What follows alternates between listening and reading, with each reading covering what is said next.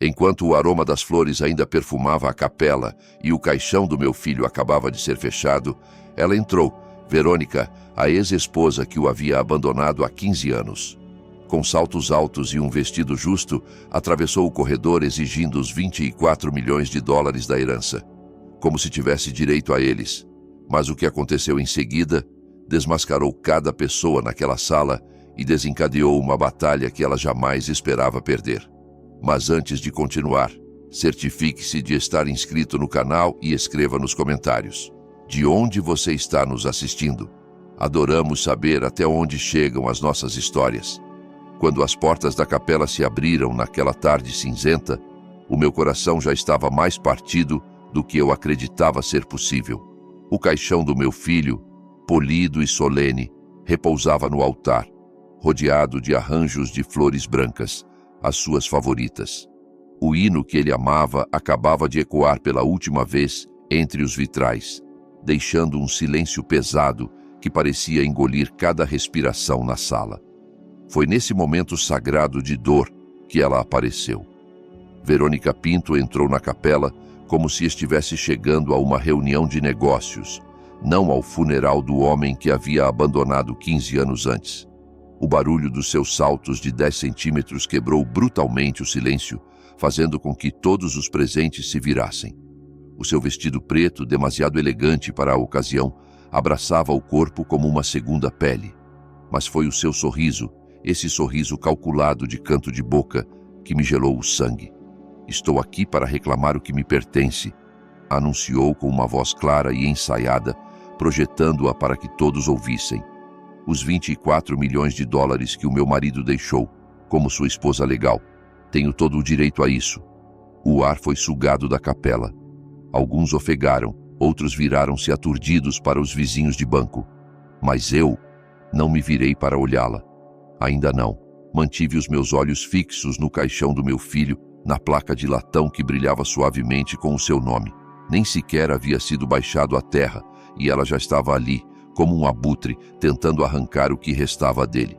Não foi tristeza o que senti nesse momento. Foi um calor intenso, subindo pelo meu peito, apertando a minha garganta. Uma fúria silenciosa que se instalou pesadamente atrás das minhas costelas. O meu falecido marido costumava dizer que eu tinha a paciência de uma parede de pedra. Naquele dia, precisei de cada fragmento dessa paciência. O jovem advogado de Verônica estava ao seu lado, visivelmente nervoso, folheando papéis numa pasta azul. A sua voz tremia enquanto mencionava termos como Estado Civil, direitos de sobrevivência e alguma cláusula que claramente não havia lido com atenção suficiente. Nem sequer sabia que ela havia renunciado a todos os seus direitos no acordo de divórcio anos antes. Olhei para a minha esquerda, onde Sofia Serra, a minha advogada, já estava tirando uma pasta discreta da sua bolsa. Ela fez-me um pequeno sinal. "Ainda não é o momento. Apenas espere", dizia o seu olhar. Os sussurros começaram a espalhar-se pela capela como uma onda. A entrada de Verônica não só quebrou o silêncio, como também quebrou a ilusão de paz que eu havia tentado manter naquele dia. Os enlutados mexiam-se desconfortáveis nos seus assentos. Alguns olhavam para o chão, incapazes de presenciar o espetáculo. Outros olhavam para mim, esperando que eu desabasse, que me quebrasse perante aquela afronta, mas não o fiz. Lentamente, virei-me para enfrentá-la. Verônica não vacilou quando os nossos olhares se encontraram. Havia uma confiança fria no seu olhar, do tipo que só existe em pessoas que acreditam ter ganho antes de a batalha começar.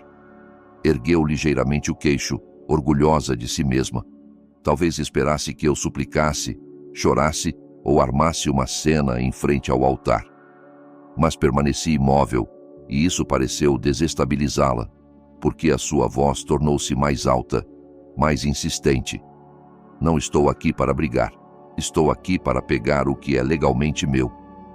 Finalmente falei, a minha voz mais fria que a dela, perfeitamente controlada. "Você não é a esposa dele.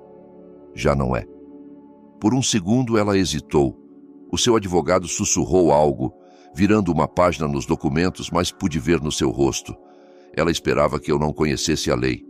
Esperava que eu estivesse demasiado perturbada para reagir. Pensou que este funeral era o seu palco e que eu estaria demasiado quebrada para contra-atacar. Foi então que Sofia avançou, silenciosa como uma sombra, e entregou ao oficial da igreja uma cópia do decreto de divórcio, selado, autenticado. A renúncia total a qualquer futura reclamação de bens havia sido finalizada há mais de uma década.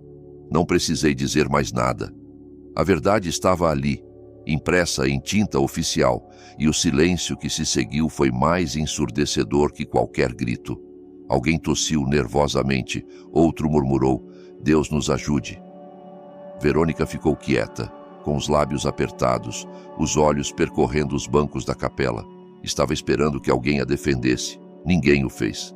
E eu fiquei ali, não triunfante, não arrogante, apenas firme.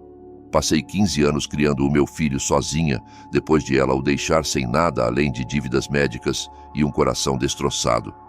Estive presente em cada sessão de radioterapia, cada cirurgia, cada chamada noturna, quando a dor vinha mais rápido do que os medicamentos podiam acompanhar. Ela esteve ausente, completamente desaparecida, até que o dinheiro valesse a pena para regressar. Quando finalmente me virei para sair da capela, não olhei para trás. Caminhei para a saída com Sofia ao meu lado, os nossos passos lentos e uniformes, como se estivéssemos marchando para uma batalha que mal começava. Ouvi alguém sussurrar o meu nome com simpatia. Outro disse: "Justiça." Mas eu não precisava de simpatia. Não queria justiça. Ainda não, porque sabia que isto não havia terminado, nem de longe. O que estava por vir faria com que o funeral parecesse apenas um prelúdio. Fora, o vento havia aumentado, chicoteando folhas secas ao redor dos degraus de pedra. Sofia alcançou-me e silenciosamente entregou-me um envelope castanho. Coloquei-o debaixo do braço, sem dizer palavra. Ambas sabíamos que eu precisaria dele muito em breve. O diretor da funerária encontrou-nos na calçada, claramente perturbado, para se desculpar pela interrupção. Disse-lhe para não se preocupar. "A morte nem sempre traz dignidade", respondi. Ele não soube o que dizer depois disso, e eu não precisava que soubesse. Entramos no carro. Sofia conduziu. Sentei-me no banco do passageiro, olhando pela janela, com as mãos cruzadas, respirando devagar, não calma, apenas controlada. Há uma diferença. Levamos exatamente 11 minutos para chegar ao escritório de Serra e Associados no centro da cidade. A assistente de Sofia já havia preparado a sala de conferências, fechando a porta atrás de nós e trancando-a com um clique suave que parecia selar o mundo exterior. Sofia colocou 2 documentos sobre a mesa de madeira escura e alisou-os com mãos precisas. O primeiro era o último testamento atualizado do meu filho, datado 9 meses antes de falecer. Eu estava sentada ao seu lado quando o assinou, as suas mãos finas, mas firmes. No documento, deixava todos os seus bens para mim. O dinheiro, as ações da empresa, a propriedade, o seguro, até os direitos intelectuais da aplicação que havia projetado nos seus meses finais. Não havia menção a Verônica, nem uma única linha. O segundo documento era o acordo de divórcio de 15 anos antes. Uma renúncia total de direitos futuros a qualquer bem atual ou futuro, finalizada e autenticada. Sofia tinha a cópia certificada em mão, junto com o registro do notário, sem falhas, sem ambiguidade. Ainda assim, a voz de Sofia era medida quando falou: "Verônica não tem em que se apoiar, mas é audaz. Espero que isto escale." Assenti, a minha mandíbula apertada, não por medo, mas por um foco absoluto. Se Verônica queria transformar isto numa guerra, encontrá-la-ia nas linhas da frente. Havia chorado pelo meu filho com cada parte do meu ser. Agora, defenderia o que ele deixou. Não permitiria que uma mulher que desapareceu por 15 anos transformasse o capítulo final da sua vida num circo legal. Sofia entregou-me uma cópia do inventário dos bens, cuidadosamente listados em categorias. Dei uma olhada rápida. Contas bancárias, ações da empresa, a casa do lago, o apartamento, até o carro. Então vi o último item. Uma carta em vídeo particular gravada pelo meu filho e armazenada digitalmente sob proteção de advogado. Eu não sabia que ele havia feito isso. Sofia bateu na pasta com determinação. É hora. Conduzimos até ao tribunal, não para uma audiência formal, mas para uma reunião que Sofia havia agendado com o juiz responsável pelos procedimentos de emergência de sucessão. Uma cortesia concedida devido ao tamanho dos bens e à óbvia atenção à sua volta. Ele acedeu a rever os arquivos com antecedência e confirmar que as reclamações de Verônica seriam marcadas como inválidas imediatamente após a apresentação. Uma ordem de proteção temporária sobre os bens foi emitida em 1 hora. Um recorde mesmo para Sofia, que raramente mostrava surpresa, mas ergueu ligeiramente as sobrancelhas quando o documento chegou tão rápido. Enquanto saíamos, o céu havia escurecido. As nuvens fechavam-se como uma cortina antes de uma tempestade. O telefone de Sofia tocou quando estávamos nos degraus do tribunal. Era o advogado de Verônica. Ela atendeu no altifalante, permitindo que eu ouvisse cada palavra. A voz dele quebrou enquanto pedia uma reunião para discutir uma possível resolução conjunta. Sofia respondeu com uma frieza profissional que eu já conhecia bem. Todas as conversas deviam ser por escrito, e a interferência de Verônica num serviço religioso seria incluída em qualquer resposta formal. Não falei durante a chamada, não precisei. Passei anos sendo silenciosa pela paz, pelo meu filho, pela família. Esse tempo havia acabado no momento em que Verônica disse 24 milhões de dólares em frente ao seu caixão. Nessa noite em casa, abri a carta em vídeo particular. O meu filho estava sentado na cadeira perto da janela, a mesma cadeira em que costumávamos ler juntos quando ele era apenas uma criança. A sua voz era tranquila, o seu tom claro e firme, apesar da evidente fraqueza física.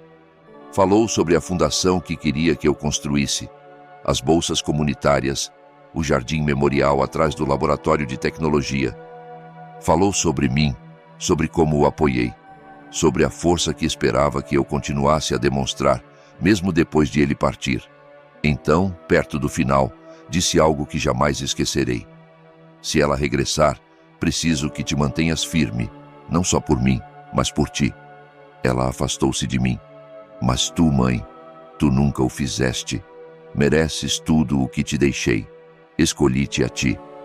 Reproduzi essa última parte 2 vezes, deixando que o peso dessas palavras se assentasse no meu peito como uma mão, pressionando firmemente, mas com ternura. Não chorei. Não. Nessa noite. Haveria tempo para isso depois. Agora tinha uma decisão a tomar. Abri a gaveta da minha secretária e tirei um bloco de notas. Escrevi 3 nomes. 3 pessoas que apoiaram o meu filho quando Verônica não o fez. 3 pessoas que presenciaram coisas, que sabiam coisas. Uma delas tinha acesso a registros hospitalares. Outra havia arquivado os contratos de desenvolvimento. A terceira possuía e-mails pessoais que nunca foram divulgados. Não se tratava de vingança, tratava-se de proteção. Não permitiria que ela reescrevesse a sua história. Não enquanto tivesse fôlego nos pulmões. Não enquanto ainda tivesse a sua voz nos meus ouvidos. Na manhã seguinte, a notícia espalhou-se. Não sobre o dinheiro, isso viria depois, mas sobre o que aconteceu na igreja, sobre a entrada de Verônica, sobre o confronto, sobre o silêncio que se seguiu. O meu telefone tocou antes do amanhecer. Velhos vizinhos, primos distantes, pessoas de quem não ouvia há anos, ligando para perguntar como eu estava. Mas por baixo da preocupação, podia ouvir algo mais. Curiosidade, hesitação, um leve tom de questionamento nas suas vozes, como se não estivessem seguros de que lado da história acreditar ainda. Não retornei às chamadas. Sentei-me à mesa da cozinha com uma chávena de café preto e observei o céu clarear sobre o pátio. O mesmo pátio onde o meu filho havia brincado quando era pequeno, onde fazíamos churrascos nos fins de semana, onde plantei Não Me Esqueças ao longo da cerca durante a sua primeira ronda de quimioterapia. Era um espaço tranquilo, um bom lugar para pensar. Mas a tranquilidade não durou. Por volta das 10 da manhã, Verônica publicou uma foto, uma imagem recortada do meu filho de anos antes, uma que ela não tinha o direito de partilhar. A legenda era curta, de coração partido por dizer adeus ao amor da minha vida. Que se faça justiça. Então vieram os comentários. A maioria eram de pessoas que não sabiam ou não se importavam em saber a verdade. pessoas que tomaram a sua versão da história e a espalharam como fogo em palha seca. Havia emojis de simpatia, palavras como valente, injusto e trágico. Alguns mencionaram advogados. Um disse que ela deveria lutar pelo que era dela. Foi nesse momento que as coisas mudaram. Já esperava uma batalha legal, já havia assegurado os documentos. Mas isto era algo diferente. Era público, era imagem. E se havia aprendido algo na última década, era que as pessoas acreditam no que veem primeiro, mesmo se for uma mentira completa. Enviei uma mensagem a Sofia. A resposta veio rápida, como um raio. Já estamos a monitorizar. Estamos a preparar uma linha do tempo para divulgação. Em 1 hora, a diretora financeira do meu filho, Joana, ligou para dizer que havia recebido 2 chamadas de jornalistas perguntando sobre a viúva. Joana disse essa palavra com um amargo aperto que apreciei profundamente. Disse-lhe para esperar. Não íamos reagir. Íamos responder. E há uma diferença fundamental entre essas 2 ações. Ao meio-dia, conduzi ao centro para me reunir com Sofia. Ela havia reservado uma sala tranquila numa biblioteca privada que costumava ser um banco. Paredes grossas, à prova de som. Não queríamos ouvidos indiscretos. O que tínhamos de preparar já não era só legal, era reputacional. Sofia apresentou o plano em 3 partes. Primeiro, confirmar a posição legal com a ordem temporária do juiz e iniciar o processo para uma moção permanente para bloquear a interferência de Verônica. Essa parte já estava em andamento. Segundo, reunir todas as evidências pessoais que o meu filho deixou e toda a documentação das pessoas no seu círculo íntimo. Joana tinha e-mails e horários que provavam que Verônica jamais apareceu durante a sua doença. Miguel tinha registros autenticados do divórcio e dos acordos de propriedade. Daniel, o enfermeiro da UCI, tinha uma declaração por escrito sobre a semana final, incluindo a visita que Verônica nunca fez. Terceiro, e essa era a parte que Sofia ainda não me havia dito, preparar um evento público. Não só um comunicado de imprensa ou uma petição legal, mas algo real, visível, um compromisso público com a fundação que o meu filho queria criar. Sofia acreditava que a melhor defesa não era só um tribunal, era uma multidão, e não estava errada. Escolhemos uma data para 3 dias a partir daquele momento. O local, a principal sala de conferências na Câmara Municipal da cidade. O presidente da Câmara já havia expressado apoio à fundação meses antes, quando o meu filho ainda estava vivo e discretamente assentando as bases. Ainda tínhamos as cartas, as autorizações, tudo o que ele havia arranjado. Simplesmente estávamos a dar continuidade ao que ele começou. Mas eu não estava interessada em montar um espetáculo. Disse a Sofia que tudo devia permanecer centrado nele, não em Verônica, não em mim. A causa, a missão, o impacto comunitário, isso era o que importava. Ainda assim, sabia que Verônica viria e precisava estar pronta. Nessa noite visitei o antigo escritório de tecnologia, onde o meu filho costumava trabalhar. As luzes estavam apagadas, os móveis cobertos, a equipa havia se mudado após a aquisição. Mas Joana ainda tinha as chaves. Encontrou-me à frente e levou-me à sua velha mesa. A cadeira ainda estava lá, assim como a caneca com uma lasca no cabo. O quadro com notas semi-apagadas sobre a funcionalidade da aplicação, na sua caligrafia que eu reconheceria entre milhares. Joana entregou-me uma pen USB sem dizer muito, apenas pressionando-a na minha mão com um meio determinado. Dentro estavam os últimos 2 meses de e-mails privados do meu filho. Ela havia filtrado tudo o que era irrelevante. O que restou eram comunicações sobre a fundação, as suas instruções médicas finais e os seus últimos contatos com conselheiros legais. Mais tarde, nessa noite, sentei-me na minha própria secretária, a mesma em que costumava corrigir trabalhos quando ensinava no 2º ano, e abri a pen. Havia 3 e-mails marcados com estrelas vermelhas. Um para Sofia, um para Joana, um para mim. O que era para mim nunca foi enviado. Ele havia-o guardado como rascunho. Dizia: mãe, se estás a ler isto, eu já parti. E se ela aparecer, sei que será difícil, mas preciso que lembres que tu és a única que ficou. Estiveste lá quando eu não podia andar, quando não podia dormir, quando era mais tubos que pele. Tu nunca saíste da sala, por isso não deixes que ela reescreva o que tu e eu vivemos. Escolhi-te a ti, não a ela, nunca a ela. Foi nesse momento que a minha dúvida desapareceu. Não é que tivesse planeado render-me, mas algo dentro de mim acalmou. Havia carregado com dor e fúria toda a semana. Agora tinha clareza.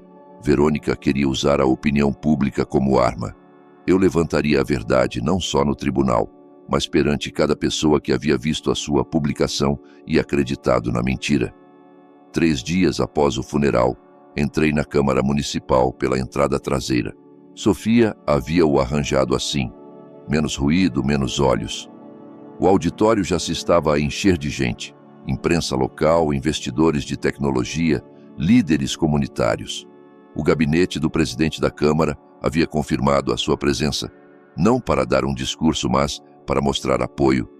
Isso importava mais. O evento era simples no papel. Uma dedicação, o lançamento público da Fundação Comemorativa Oliveira. Mas todos sabíamos que era mais que isso. Era uma mensagem. As cadeiras foram dispostas em filas em frente a um ecrã de projeção. Uma faixa estava pendurada perto da frente. Um legado de propósito. O rosto do meu filho estava no programa, sorrindo daquela maneira discreta que ele sempre tinha quando estava orgulhoso, mas não queria atenção.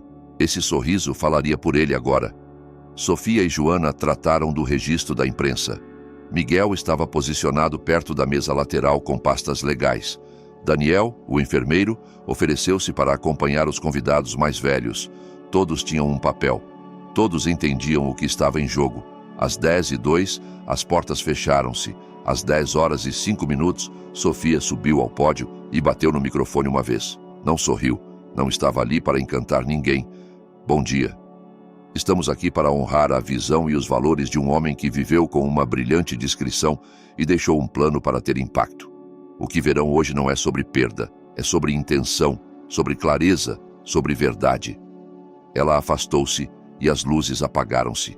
O ecrã iluminou-se com um vídeo datado 5 semanas antes da sua morte. O meu filho estava sentado numa cadeira com os ombros um pouco encurvados, os olhos cansados, mas focados. O fundo era o seu escritório em casa, cheio de livros e plantas e fotos que eu conhecia de cor. A sua voz veio tranquila, mas firme.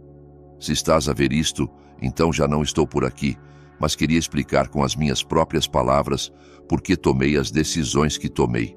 Não queria confusão, não queria discussões, queria que a verdade falasse por si mesma. Continuou a descrever a sua doença, as suas esperanças para a fundação, a sua decisão de deixar os seus bens para mim e só para mim, as suas razões.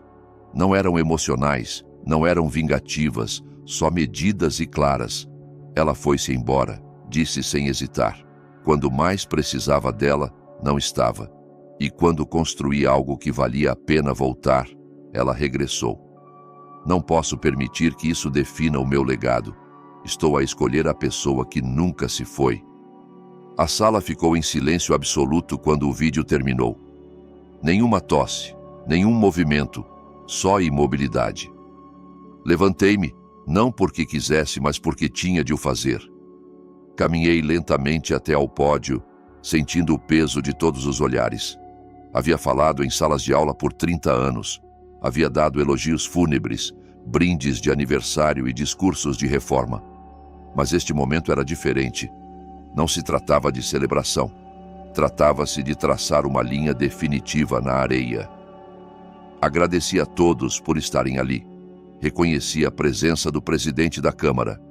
Depois li os nomes dos primeiros beneficiários das bolsas. Li os nomes das escolas locais que receberiam apoio tecnológico. Descrevi o fundo de ajuda médica de emergência que levaria o nome do meu filho. A audiência ouviu atentamente. Ninguém interrompeu. Então, abordei a situação diretamente. Alguns de vocês podem ter visto publicações online, ouvido rumores, lido comentários. Não responderei a mexericos. Responderei com evidência. Joana atenuou as luzes de novo. O ecrã mostrou e-mails do meu filho, etiquetados, datados, comunicações verificadas com Sofia, com Joana, comigo. Documentavam as suas intenções, os seus planos de herança revistos, as suas designações de beneficiário de seguro canceladas, tudo à base inquestionável dos factos. Depois, vieram documentos legais digitalizados, o decreto de divórcio, o acordo assinado, a renúncia de direitos. Realçado em amarelo, a linha onde Verônica havia assinado o seu consentimento total para renunciar a qualquer reclamação futura. Finalmente, a última diapositiva, uma captura de ecrã de um e-mail que Verônica havia enviado a um amigo próximo 6 semanas antes do funeral. A mensagem havia sido reenviada anonimamente para o escritório de Sofia. Nela, Verônica escreveu: "Não me importa o que custe. Estou a voltar para pegar o que deveria ser meu. Ele devia-me isso. E se a mãe dele quiser uma guerra, estou pronta." Olhei para a audiência. Essa era a história dela. Esta é a minha. E esta fundação, este trabalho, este legado, pertence ao homem que o ganhou, não a que o deixou, não a que regressou quando os títulos apareceram. Algumas pessoas aplaudiram, depois algumas mais. Quando voltei do pódio, toda a sala estava a aplaudir. Não sorri. Não me inclinei. Apenas assenti uma vez e regressei ao meu lugar. Verônica estava lá. Havia-a visto chegar tarde. Sentou-se na última fila com óculos de sol, os lábios apertados. Quando as luzes voltaram, levantou-se e foi-se embora. Não fez uma cena. Não falou. Mas os seus saltos ecoaram forte contra o chão enquanto se ia, como se quisesse ser ouvida, como se quisesse que alguém a perseguisse. Ninguém o fez. Sofia inclinou-se para mim. Ela vai contra-atacar. Não respondi. Não precisei. Ela tentaria. E nós estaríamos prontas. Depois de o evento terminar, as pessoas aproximaram-se de mim, apertaram-me a mão, contaram-me histórias sobre o meu filho que nunca havia ouvido antes. Um colega da universidade, um mentor de uma incubadora de tecnologia, um pai cujo filho havia recebido aulas gratuitas da aplicação que o meu filho construiu no seu último ano. Nessa tarde, uma foto do evento apareceu nas notícias. Eu de pé no pódio, uma mão no atril, a outra segurando o programa. O rosto do meu filho ao meu lado no ecrã. A legenda dizia: "Uma mãe protege o legado do seu filho." E isso era exatamente o que eu havia feito, publicamente, claramente, sem gritar, sem raiva, mas com cada facto afiado como uma lâmina. Na manhã seguinte, acordei com o silêncio, sem novas mensagens, sem chamadas perdidas, sem e-mails de Sofia. Mas não confundi a quietude com paz. Era o tipo de silêncio que vem antes de algo se quebrar. Às 8h30, Sofia enviou-me uma única mensagem: "Mantém-te afastada das redes sociais." O seu tom era sempre controlado, mas pude sentir a urgência atrás dessas 4 palavras. Obedeci, mas não precisei de me questionar por muito tempo. Joana ligou 30 minutos depois. Verônica publicou algo. Um clipe de vídeo. Edições recortadas do teu filho fora de contexto. Faz com que pareça que se arrependeu de mudar o testamento. Fechei os olhos e respirei fundo. O evento na Câmara Municipal a havia abalado. Agora estava a jogar sujo. Nessa tarde, Sofia e eu reunimos-nos de novo na mesma sala privada, no antigo edifício do banco.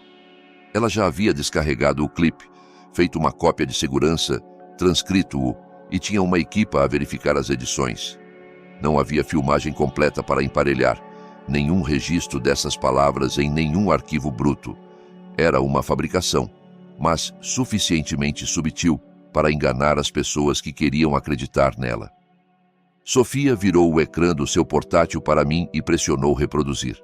A voz do meu filho ouviu-se, mas as frases foram cortadas, reorganizadas, as pausas eliminadas. Ele parecia inseguro, sobrecarregado. Depois, a voz de Verônica sobrepôs-se. Ela falava gentilmente, com falsa simpatia, mas cada palavra implicava que eu havia manipulado o meu filho para excluí-la. Até havia titulado o vídeo "Que a verdade seja ouvida." Já estava a ser partilhado em todos os cantos da internet. Os comentários mudaram rapidamente. Estranhos chamavam-na valente, outros chamavam-me gananciosa. Alguns sugeriram que eu havia isolado o meu filho durante a sua doença, afastado os amigos, cortado o contato com a ex-esposa por ciúmes. As mentiras crescem rápido no terreno certo, mas não entramos em pânico. Sofia já tinha o próximo movimento planeado. A primeira parte do plano de Sofia era simples. Divulgaríamos o vídeo completo em questão, a versão intacta com marca de tempo, gravada numa única tomada. Miguel tinha o original num drive seguro, protegido por senhas e autenticações que provavam a sua integridade. A segunda parte requeria mais coordenação. Até ao final desse dia, Joana havia conseguido permissão de 3 ex-sócios de negócios do meu filho para partilhar comunicações internas, e-mails arquivados, notas de reuniões, mensagens do meu filho expressando a sua decepção com o comportamento de Verônica ao longo dos anos. Numa mensagem datada 2 anos antes da sua morte, ele escreveu: "Ela contactou de novo, não para perguntar pela minha saúde, não para se desculpar, só para saber se a OPI se havia completado. Estou cansado de fingir que as pessoas se importam quando não o fazem. Já não tenho energia para isto." Sofia reuniu tudo isto num pacote meticulosamente organizado e etiquetado como documentação de padrão de comportamento. Limpo, profissional, devastador na sua simplicidade. Na manhã seguinte, realizamos uma conferência de imprensa. Não foi algo chamativo, sem um pódio elaborado, sem dramatização, só uma sala de conferências com um projetor e pacotes impressos para cada pessoa presente. Sofia abriu com uma única frase que ecoou na sala: "A desinformação é perigosa. Aqui está a verdade." Depois, reproduzimos o vídeo original completo. A mensagem não editada do meu filho, tranquila, clara, confiante. Explicou as suas decisões sem hesitar, sem confusão. Nomeou-me como a sua única executora, a sua única cuidadora, a sua única família restante. Distribuímos as evidências por escrito. Demos tempo para perguntas. Não oferecemos frases feitas. Não criamos giros narrativos. Simplesmente apresentamos factos inquestionáveis. Verônica não respondeu publicamente, mas não precisava. O dano à sua credibilidade já era visível. Nessa noite, um dos blogs da comunidade que a havia elogiado antes emitiu uma discreta retratação. Outro eliminou o vídeo manipulado dela.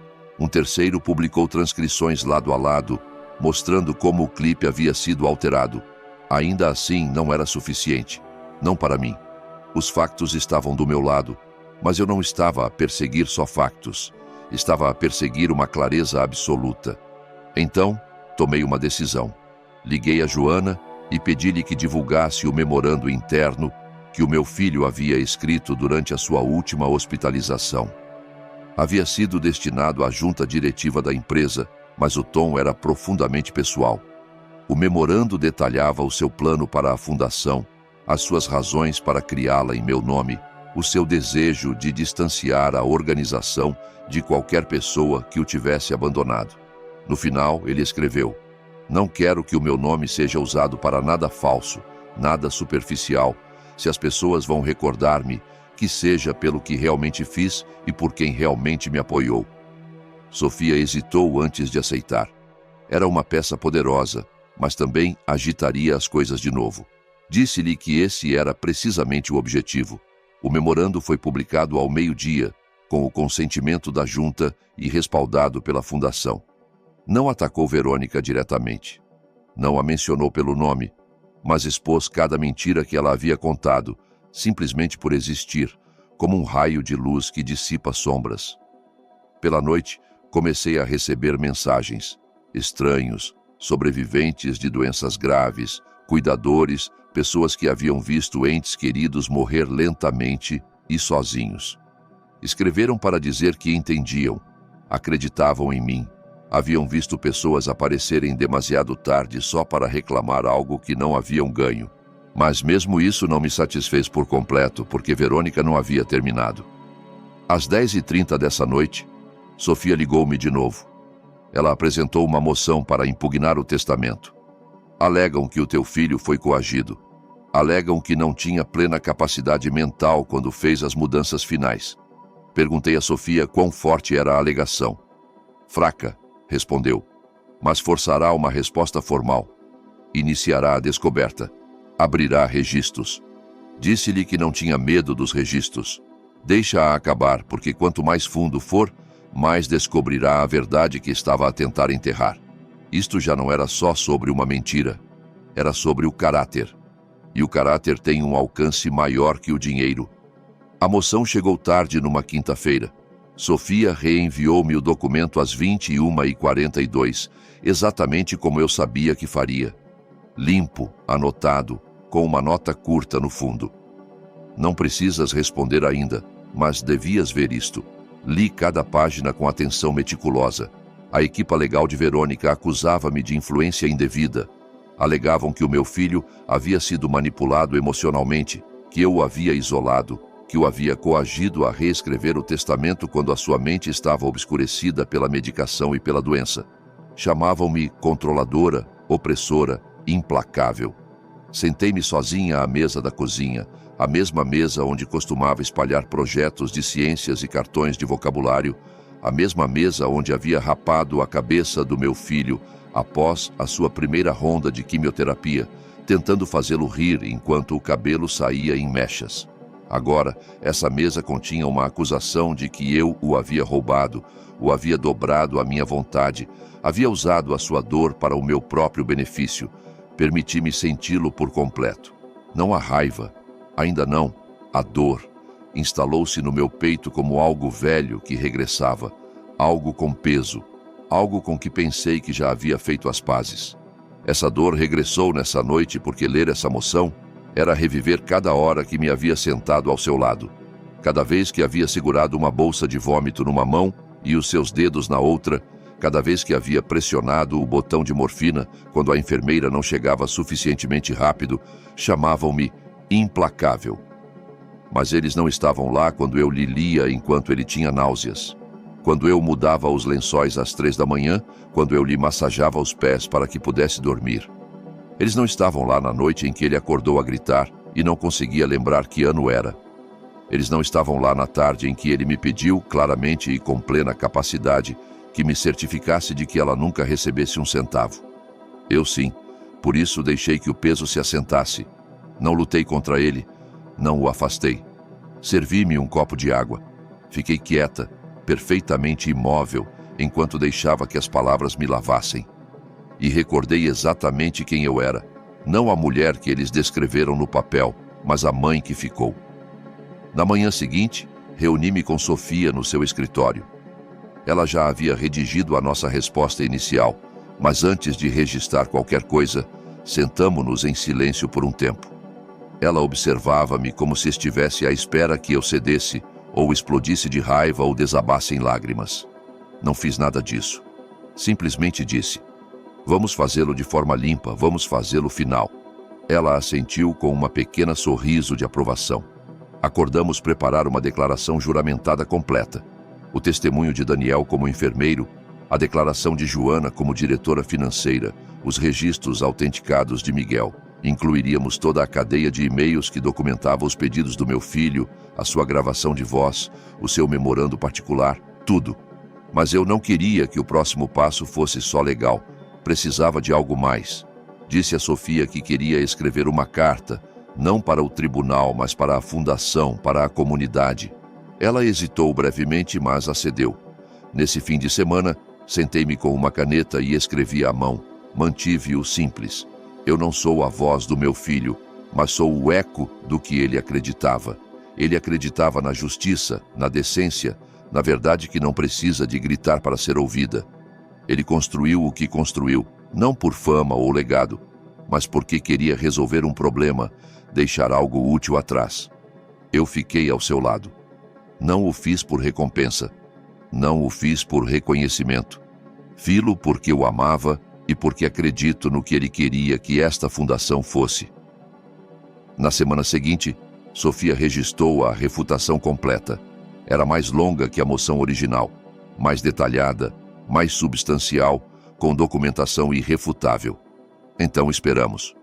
Durante esse tempo, Verônica fez exatamente o que eu esperava. Foi à imprensa, deu entrevistas interpretou o papel da viúva inconsolável, falou sobre amor e memória e coração partido, partilhou fotos cuidadosamente selecionadas. Chorou quando as câmaras o exigiam, mas algo havia mudado. O público já não estava tão seguro. Alguns artigos começaram a usar a palavra alegado antes das suas alegações.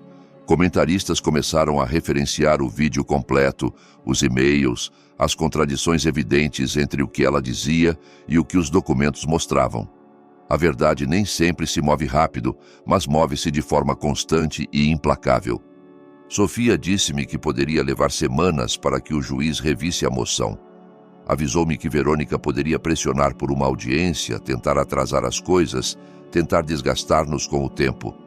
Disse-lhe que não estava preocupada porque já havia esperado por coisas piores. Havia esperado por análises de sangue e resultados de biópsia e o som de máquinas a apitar no meio da noite. Esperar por datas de tribunal e revisões de documentos não me assustava. Não como ver o teu filho definhar dia após dia, hora após hora. Durante esses dias de espera, mantive-me ocupada. Passei as manhãs no escritório da fundação a rever propostas de bolsas, reunindo-me com o novo diretor, armando painéis de avaliação. Certifiquei-me de que o trabalho avançasse. Mantive as minhas mãos ocupadas para que o meu coração não se sentisse sobrecarregado pelo peso da espera. Uma tarde, enquanto revia relatórios de orçamento, uma voluntária entrou com uma carta. Era manuscrita, sem endereço de remetente. Dentro havia uma mensagem simples. Não estás sozinha. Eu acredito em ti. Vi a minha irmã ser destruída por alguém como ela. Obrigada por falares. Não havia assinatura, só essas poucas linhas. Aquilo lembrou-me que o que estávamos a fazer não era só sobre propriedade ou herança. Era sobre pôr a história no lugar certo. Não com fogo, mas com foco. Não com volume, mas com verdade inquestionável. Isto era o que Verônica nunca entendeu. Ela pensou que o poder vinha do ruído, das acusações dramáticas, mas eu havia aprendido que o poder real vem da consistência, e eu seria consistente até o final. A decisão chegou numa quarta-feira de manhã. Foi discreta, sem televisão, sem equipas de câmara, sem títulos a gritar sobre justiça ou fraude, só uma notificação de Sofia de que o tribunal havia emitido a sua decisão. Ela havia reenviado a cópia oficial para a minha caixa de entrada. 212 páginas. Li-as todas. A moção para impugnar o testamento foi rejeitada na totalidade, sem julgamento, sem audiência.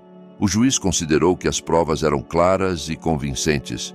O meu filho tinha plena capacidade mental. Ele havia tomado as suas decisões deliberadamente. Não havia sinal de coação, manipulação ou pressão externa. As alegações de Verônica foram descritas como infundadas, especulativas e, em várias instâncias, intencionalmente enganosas. Essa última frase importava mais que todas as outras. Intencionalmente enganosas. Em linguagem de tribunal, isso significava mais que só perder. Significava exposição, significava vulnerabilidade, significava consequências. O próximo passo moveu-se mais rápido do que mesmo Sofia esperava. Em 48 horas, o tribunal ordenou uma audiência para rever possíveis sanções contra a equipa legal de Verônica por mau uso do processo, abuso do sistema, tentativa de enganar um tribunal de sucessão com materiais alterados. A audiência foi agendada para a semana seguinte. Inicialmente, não planeava assistir. Havia-me dito a mim mesma que o rejeição era suficiente, que não precisava de ver as consequências, que já tinha o que vim buscar. Os desejos do meu filho protegidos, o seu legado intacto. Mas 2 dias antes da audiência, Sofia ligou. Verônica havia enviado um pedido de último minuto. Queria que a audiência fosse fechada ao público, alegando angústia emocional, alegando que isso prejudicaria a sua reputação, alegando que interferiria na sua capacidade para procurar trabalho e reconstruir a sua vida. O juiz negou o pedido dela. Foi então que decidi que estaria lá, sentada na última fila, presenciando silenciosamente o final desta história. Cheguei cedo no dia da audiência. A sala era pequena, sem meios de comunicação, só as partes. os seus advogados e alguns funcionários do tribunal. Sofia sentou-se ao meu lado, a sua postura relaxada, mas alerta. Verônica entrou 5 minutos antes de começar, vestindo um fato azul marinho excessivamente formal para o ambiente. O seu cabelo estava preso num coque desarrumado. Não olhou pela sala, sabia que eu estava lá, mas não me enfrentou. O juiz entrou. A audiência começou sem cerimônias, sem drama, sem teatralidade, só uma análise metódica do que havia acontecido. Reveram a moção que Verônica havia registrado, o vídeo que ela havia publicado, a forma como havia sido editado, a declaração juramentada que contradizia a sua versão dos eventos.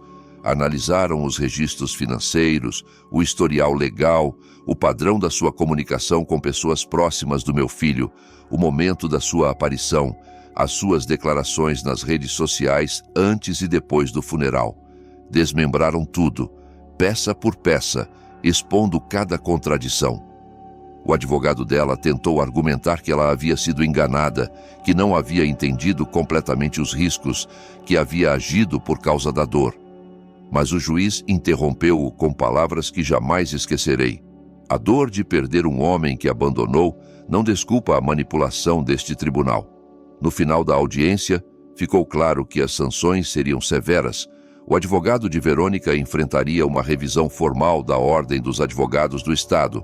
Ela seria obrigada a pagar os honorários legais associados à resposta à sua moção fraudulenta. O valor era considerável. O tribunal emitiu um congelamento das suas contas pendente de pagamento. Não era prisão, não era um escândalo nacional, mas era a versão legal de um ajuste de contas. A verdade finalmente cobrando o seu preço. Observei o seu rosto enquanto o juiz lia a decisão. A sua expressão não mudou, nenhuma vez, mas as suas mãos traíram a aparente calma, apertando e soltando, uma após a outra num ritmo nervoso. Quando o juiz fechou a audiência, Sofia e eu levantamo-nos. Não nos aproximamos de Verônica. Não nos demoramos. Mas, enquanto caminhávamos para a saída, ela virou-se ligeiramente. Não o suficiente para fazer contato visual, mas sim para que eu visse a mirada vazia nos seus olhos. Ela havia entrado nesta batalha pensando que poderia dobrar a realidade à sua vontade. Saiu com o seu nome manchado em registros oficiais do tribunal, as suas finanças bloqueadas, a sua história desvelada como uma rede de mentiras. Nessa tarde, Sofia enviou uma declaração aos contactos de imprensa da Fundação. Breve, profissional.